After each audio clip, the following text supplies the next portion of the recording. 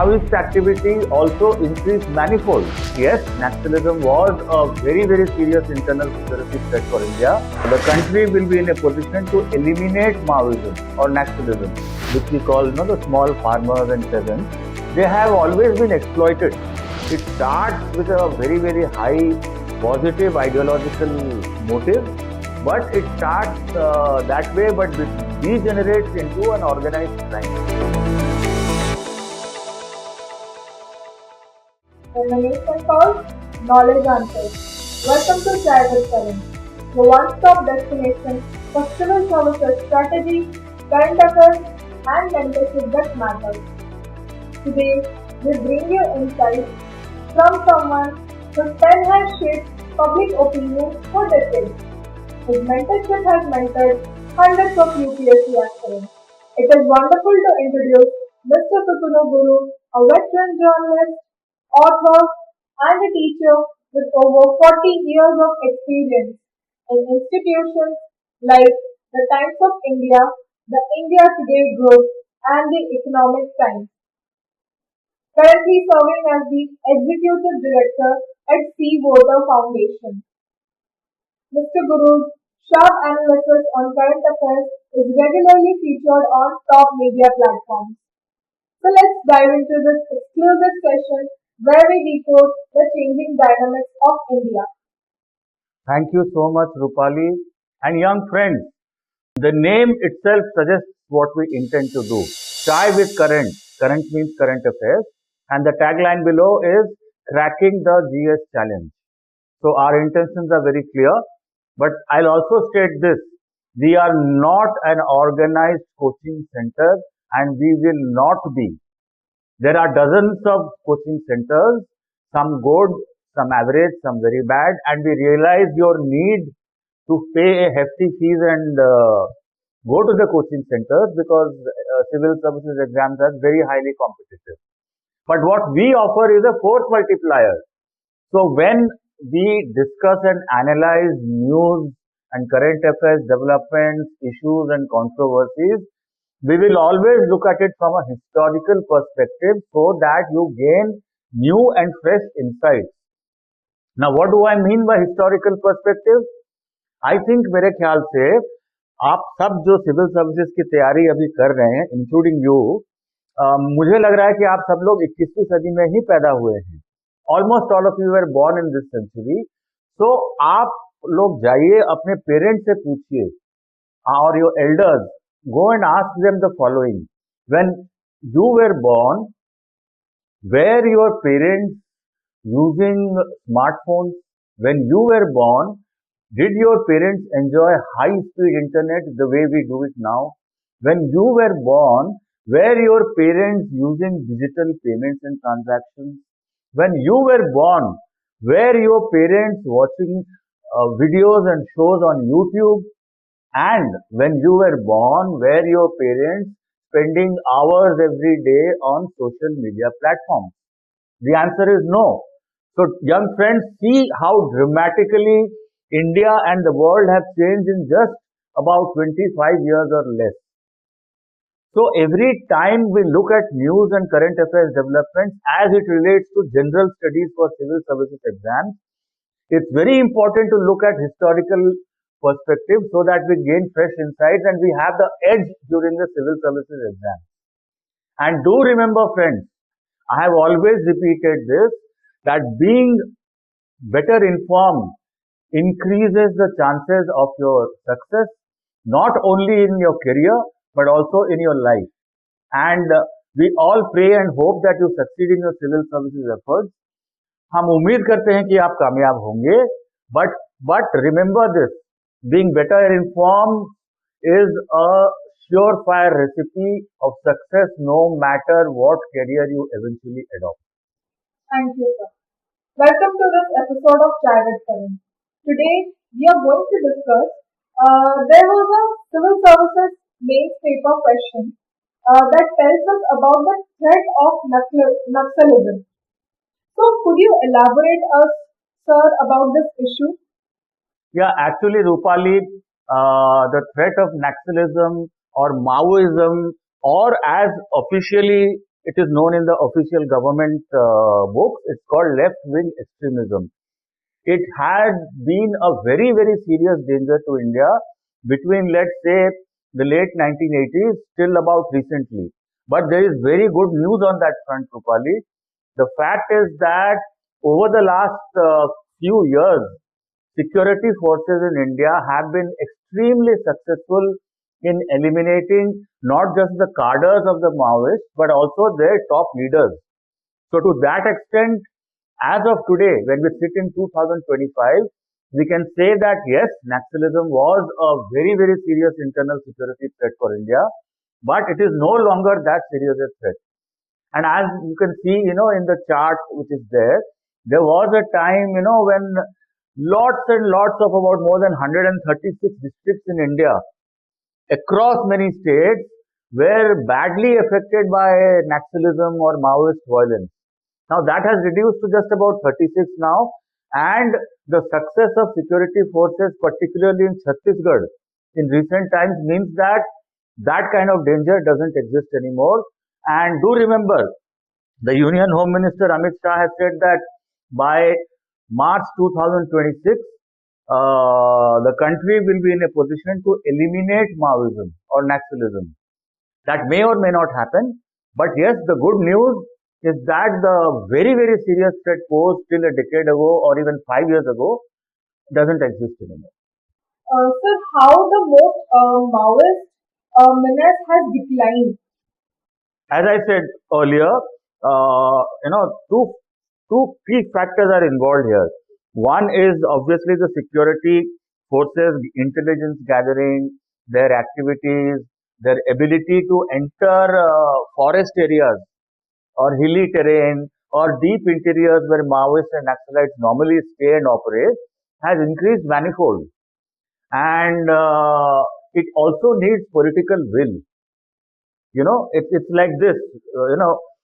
Let's again look at recent history, whether it's terrorism emanating from Pakistan cross border or it's Naxalism.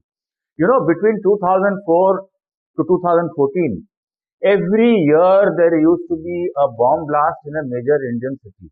And every year, hundreds of Indians, innocent Indian civilians used to die.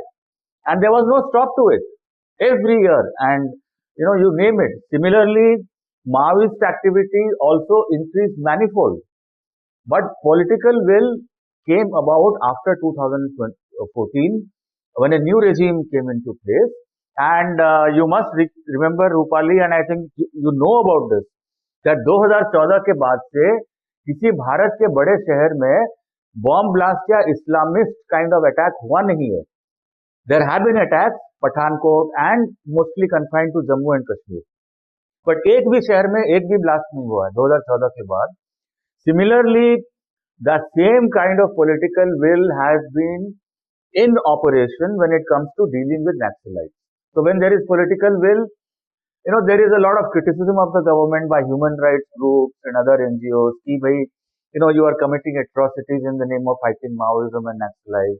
But the regime has obviously said that our first priority is destroying the Naxalite movement. And to a large extent, they have succeeded. Well, sir, if you look the actual question in the GS paper, it says that Naxalism is a social, economic, and a developmental issue. What do you think about it? I think, Rupali, we need to go back a bit in history, to really understand this.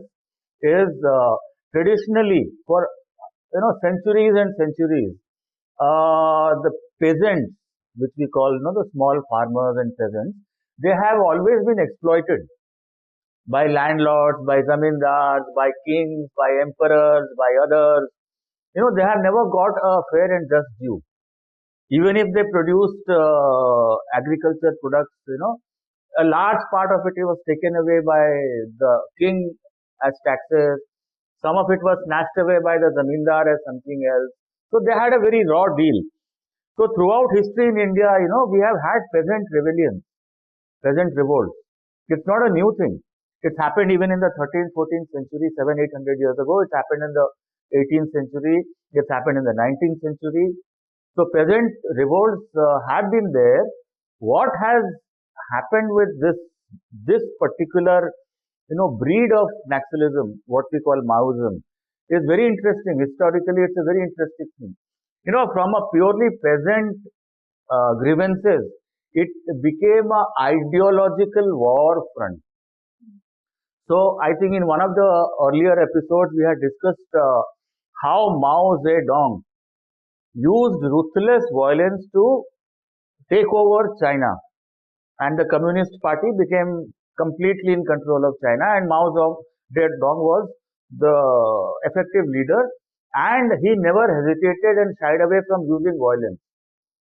So Mao Zedong became the inspiration for a large number of communists within India. And by the 1960s, the communist movement was very, very strong in West Bengal.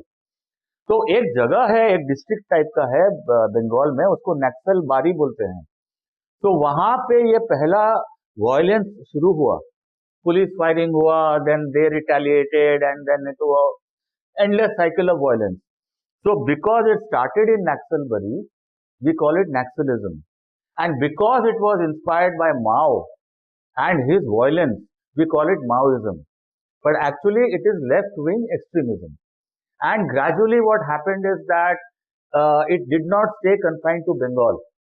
Because peasants and farmers and poor people and tribals, they were exploited, they were oppressed in Chhattisgarh, they were exploited in Bihar, they were exploited in Jharkhand, in Odisha, in Andhra Pradesh, in Karnataka, in Uttar Pradesh. So a stage came where the Maoist ideology spread to all these states, and it became a very, very powerful and dangerous movement for the sovereignty of India. आपको ये याद रखना पड़ेगा रूपाली कि there was a time, I think it was before the 2004 Lok Sabha elections, there was a serious attempt and the Maoists had almost succeeded in assassinating N. Chandrababu Naidu, who was then the Chief Minister of Andhra Pradesh. So Naxalism and Maoism violence was a serious threat. And आपको ये भी शायद याद होगा कि 2013 में the entire Congress leadership of Chhattisgarh was killed and wiped out by Naxalites in an ambush.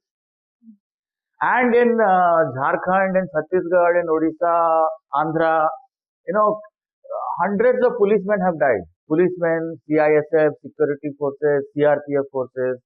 So what happens is that, in the liberal circles or in academia or in media, for a long period of time, academia, media, and the so-called intellectual world, has been dominated by left-wing people.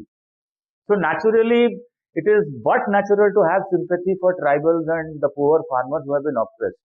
But as it happens with most movements, it starts with a very, very high positive ideological motive, but it starts that way, but degenerates into an organized crime. So in Punjab also, in Kashmir also, when terrorism started, you can say that, people in Punjab, people in Kashmir had genuine grievances. But every group in India has grievances. Now that is not an excuse for indulging in this kind of senseless violence. So I would say that the question is relevant. But also there is a tendency in Indian liberal circles to take it too far. Yes, farmers are exploited. Now, what do we do to change that situation? I think gradually things are improving. It's not as if India has regressed back into the medieval India. There is progress. So there are many grievances still that persist, but farmers are better off. Tribals are better off.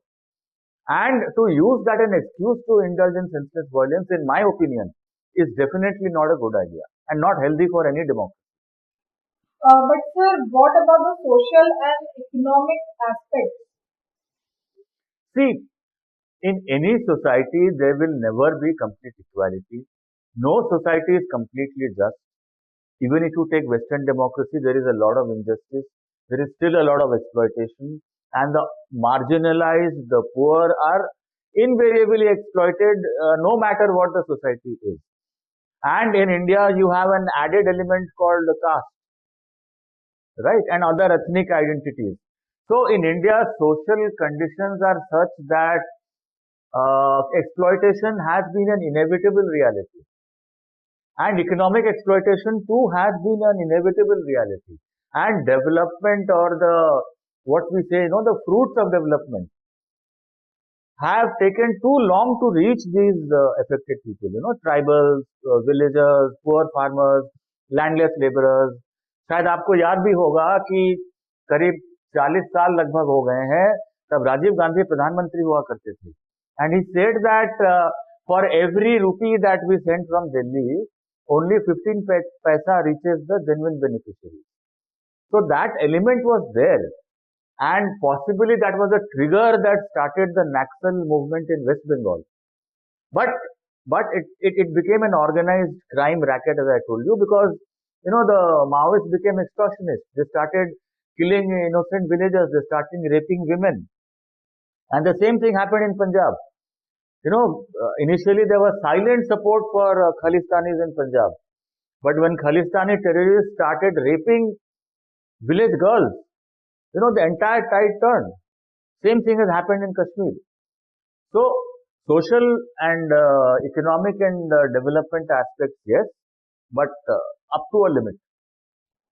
But sir, are the security operations enough? No, not really. Security forces are very, very important. They are critical, as we have seen in the recent times that Chhattisgarh mein lagbhag there was a time when there were 3 or 4 districts in Bastar region of Chhattisgarh where even the policemen were scared to enter. It was completely controlled by Naxalites, and there were parts of Jharkhand. And about a decade or decade and a half ago, there were parts of Odisha also where the police was scared to enter. And security operations were necessary. It was important, and they have succeeded. But that is not enough because security forces can kill Maoist leaders, but they cannot kill the idea of grievance and injustice. For that to happen, we need political and economic policies that ensures that the material benefits of development, whether it is education, whether it is healthcare, whether it is female literacy, whether it is LPG connections, whether it's electricity connections, we must ensure that all these benefits reach the tribals and the other marginalized communities. If that happens, there will be no need for an ideological grievance. And to an extent, I would say, successive regimes in the 21st century, to some extent, I will not say it's a complete success, but we have to a large extent succeeded in ensuring that these basic needs, एक घर होना चाहिए, एक electricity connection होना चाहिए, एक TV या radio होना चाहिए, ये सब चीजें अब पहुंचने लगी हैं. So in the long run, I am very, very optimistic that this violence of Maoists will gradually fade away. Thank you so much, sir, for your valuable input. So stay tuned with this episode of Chai with Current that takes you beyond news and current affairs into deeper insights. Thank you so much, Rupali, again. And young friends, I repeat myself, to be better informed increases the chances of success both in your life and your career. Thank you.